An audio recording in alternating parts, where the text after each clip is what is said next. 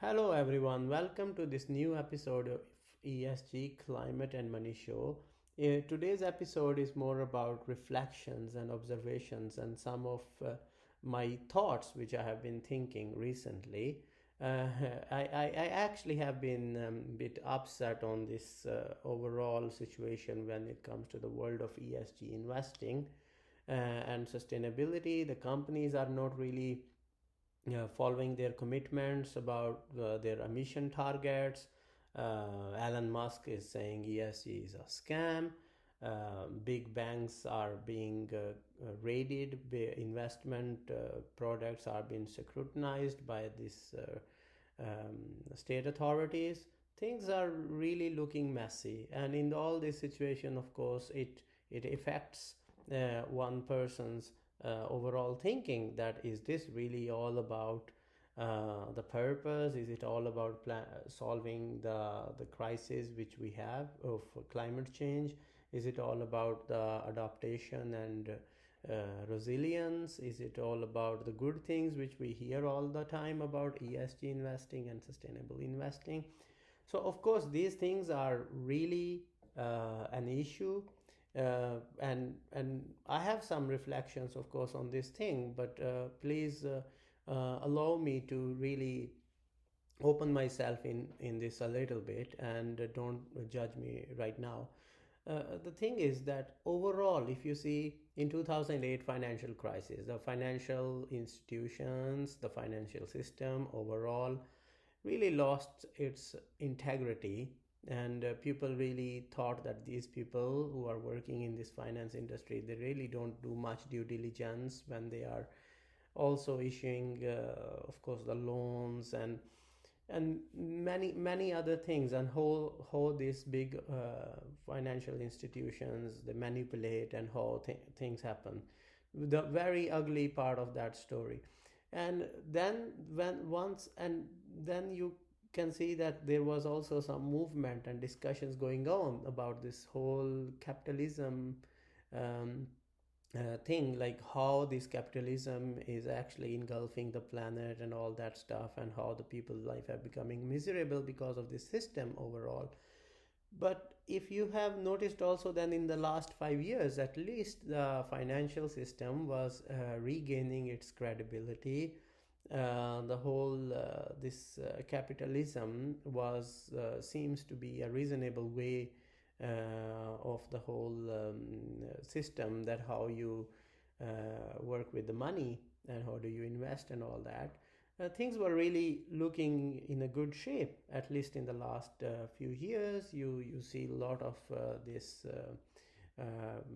positive vibes out of this financial system. But what happened recently, in the last few weeks, it seems like the ceiling is breaking, and there is a lot of loopholes, and there is a lot of I would say BS in this whole thing.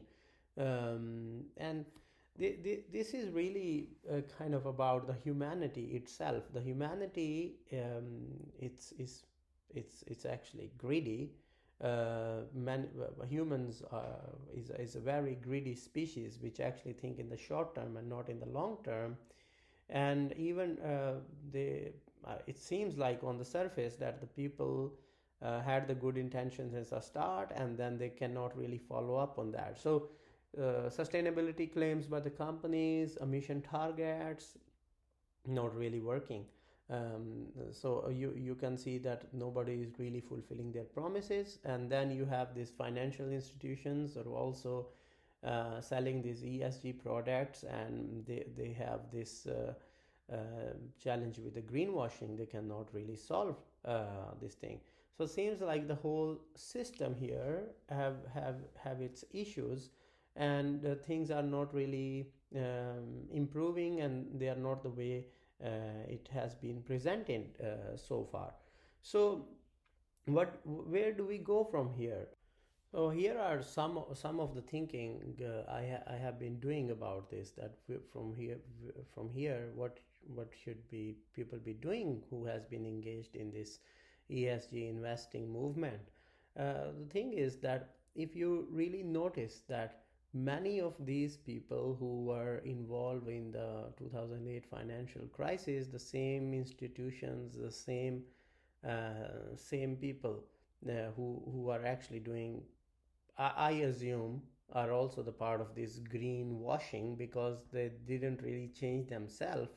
So they are really the same people who are taking advantage of this green movement, and actually and actually pursuing their own personal goals, and not really pursuing the greater picture of the planetary health overall, and of course the integrity as well.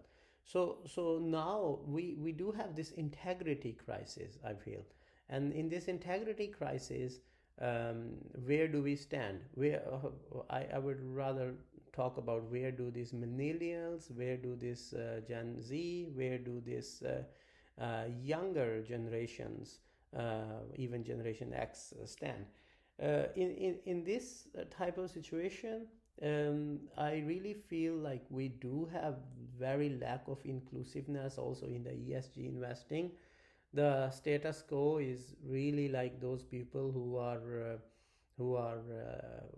I shouldn't use the word older, but who are almost retiring, who are very much in this, who are the same people who have actually been responsible for the previous financial crisis. So it's really disturbing, and we have to change this thing, and that is that this whole movement related to this responsible investing, it's really should be concerning for people like us who have young children, who have to think about their future, who have to think about their children's future, and have to live on this planet for let's say next 50 years. So in this type of situation, it's our responsibility. We have to do something about it. We have to make sure that this the lack of trust, the lack of credibility which is taking place in this financial system don't happen, because the world is already having so much crisis. We have the conflicts, we have the inflation, we have lack of like solid supply chains because of the COVID. We have so many issues to face with, and provide, and now with this lack of credibility in the financial system, we will suffer much more, and not those generations which have already enjoyed and lived their life in a more prosperous way. So we have to think in this sense, and you and I often say this thing. Now I'm also going to say it on the podcast, that the people normally working in this solid financial industry, or like the higher up in the hierarchy, they don't have all the skills. They really don't understand what is going on in the world, and if they keep doing the way they are doing, things are going to get worse.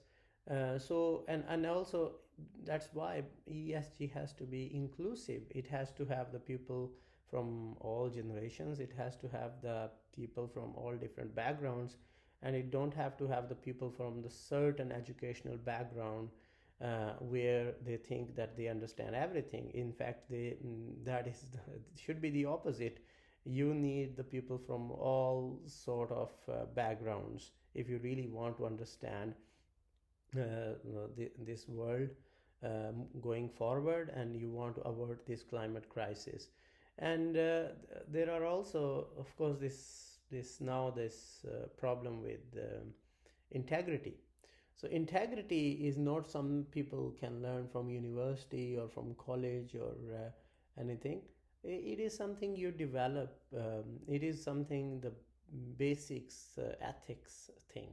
So if you really don't have that ethics, and if you really don't have that integrity, it's a very risky.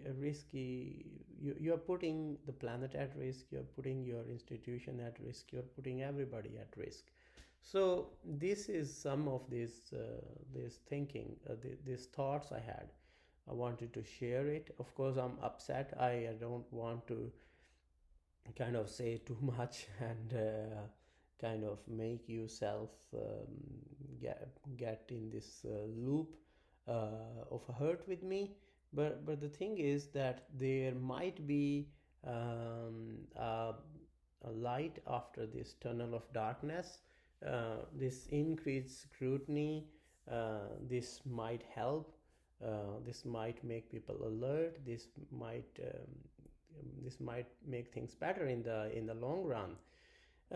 So coming back to this podcast, what's next? So we had a ETF episode last week, and I think in the next couple of episodes will be also related to that, or we will start later on also to start to dig into the food system and how the ESG investing and overall can help. Other than that, I think the word ESG investing is also started to become a very negative in a way because of this media coverage recently. So if you we can call it maybe ethical investing, or maybe we can call it moral investing. That could be also one of the way maybe you can consider. And other than that, I think this still this overall the sustainability link bonds, they are extremely important, as people have to still do their business and at the same time reduce the emissions, and these are really helpful instruments in that space. But whole of course this whole ESG investing debate and the efficiency of it will disturb the whole ESG investing ecosystem. But let's hope things gets better, and we are all in this together. And I'm looking forward to connect with you guys, and let's have a chat later. Thank you very much. Bye bye.